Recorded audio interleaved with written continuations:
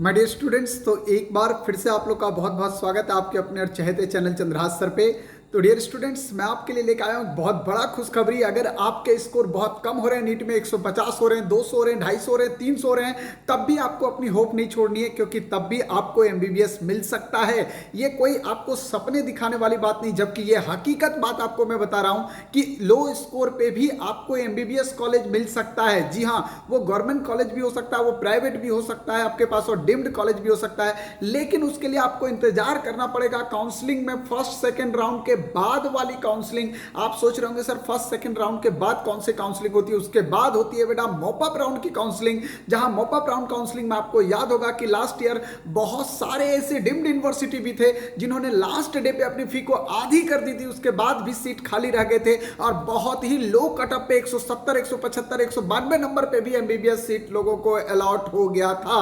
तो ये एक सपने जैसा लगता है, लेकिन आपको जानकारी नहीं होती है, जिसके वजह से आप उस काउंसलिंग में पार्टिसिपेट नहीं करते हो। और जब आप वहां पार्टिसिपेट नहीं करते हो तो आप ऑलरेडी अपने एमबीबीएस सीट को खो देते हो। तो इसलिए आपको ये कंप्लीट इंफॉर्मेशन पता होना चाहिए।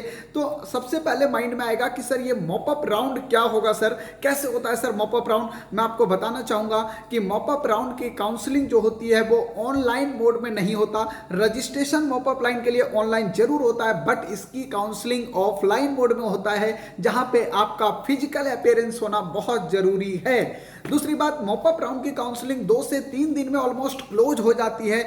और तीसरी सबसे बात है कि सर मॉपअप राउंड कब होगा, तो मैं आपको बता दूं कि जब काउंसलिंग प्रोसेस शुरू होगा तो ऑल इंडिया काउंसलिंग और स्टेट काउंसलिंग के फर्स्ट और सेकंड काउंसलिंग जब कंप्लीट हो जाएंगे, तो कंप्लीट होने के बाद जो है वो हमारे पास देखा जाता है कि ऑल इंडिया कोटे से कितने सीट बच गए गवर्नमेंट के लिए, कितने सीट बच गए हैं स्टेट कोटे से गवर्नमेंट प्राइवेट वगैरह के लिए, और इन सारे सीट को कम्युलेट कर दिया जाता है, एक साथ मिक्स कर दिया जाता है, और वही सीट जाता है मॉपअप राउंड में। बहुत सारे बच्चों ने ये ऑब्जेक्शन किया था कि सर हमने जो है वो मॉपअप राउंड की जो जानकारी अभी तक रखा है वो केवल प्राइवेट कॉलेज में होता है। ऐसा बिल्कुल नहीं है, गवर्नमेंट कॉलेज के लिए भी मॉपअप राउंड होता है। आपको याद होगा लास्ट ईयर एम्स दिल्ली में भी एक पीडब्ल्यूडी का जो कोटा का एक सीट बचा था वो मॉपअप राउंड में गया था। इसके अलावा अगर आप देखेंगे तो एम्स देवघर, एम्स आपके पास जो है वो वेस्ट बंगाल का जो आपके पास एम्स बनता है, एम्स जम्मू जो बन रहा था, ये कुछ ऐसे मेडिकल कॉलेज आपके पास थे जहां पे पिछले साल मॉपअप राउंड में भी काउंसलिंग के लिए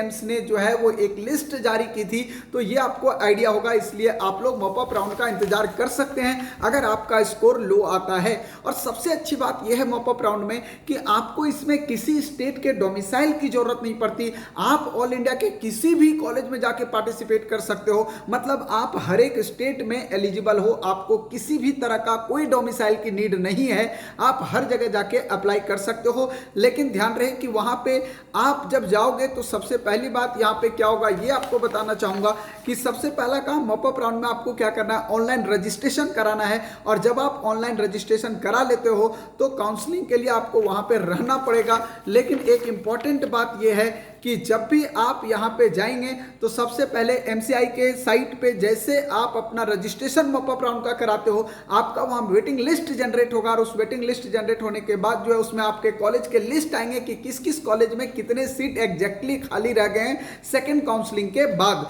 इसके बाद आप देखोगे कि कहां पे जाए जो मेरे मार्क्स के अकॉर्डिंग सुटेबल होगा, कि मेरे मार्क्स के अकॉर्डिंग ये कॉलेज फिट बैठ सकता है, उसी कॉलेज में आप जाएं, क्योंकि वो आखिरी दाव होगा। थोड़ा सा आईक्यू आपको यूज करना पड़ेगा, आपके लिए बहुत बेनिफिट हो सकता है। तो अगर आप लो मार्क्स ला रहे हैं तब भी आपको हतोत्साहित होने की जरूरत नहीं है, क्योंकि लास्ट ईयर आपने देखा होगा कि एससी कैटेगरी में, एसटी कैटेगरी में, पीडब्ल्यूडी कैटेगरी में, ईडब्ल्यूएस पीडब्ल्यूडी और ओबीसी पीडब्ल्यूडी कैटेगरी में मॉपअप राउंड में 230, 235 नंबर पे भी, और 130, 154 154 और 162 मार्क्स पे भी एमबीबीएस का सीट अलॉट हुआ है। तो आपको इंतजार करना पड़ेगा मॉपअप राउंड तक। अगर आप लो स्कोर कर रहे हैं, होप सो आपको एमबीबीएस का सीट मिल जाए, और उसके लिए जो मैं आपकी हेल्प कर सकता हूं जरूर करूंगा। मेरे साथ बने रहिएगा, सारे लेटेस्ट अपडेट मैं आपको दूंगा, और मॉपअप राउंड की डिटेल जानकारी भी मैं आपको एक वीडियो में प्रोवाइड कराऊंगा। तब तक के लिए thank you, best wishes. Channel को सब्सक्राइब करके रखिएगा अगर फर्स्ट टाइम देख रहे हैं, और मेरे चैनल पे आपको पूरे एक एक जानकारी एक एक कॉलेज की मिलेगी, हर एक चीज की जानकारी होगी, चाहे वो काउंसलिंग से रिलेटेड, चाहे वो एमबीबीएस कॉलेज से रिलेटेड, चाहे वो बीडीएस कॉलेज से related, BMS, BUMS, BHMS, veterinary, ये सारी चीज़ों का इन्फॉर्मेशन आपको मेरे चैनल पे प्रोवाइड होगा। आप लोग मेरे साथ बने रहिएगा और इंतजार कीजिएगा अगले वीडियो का।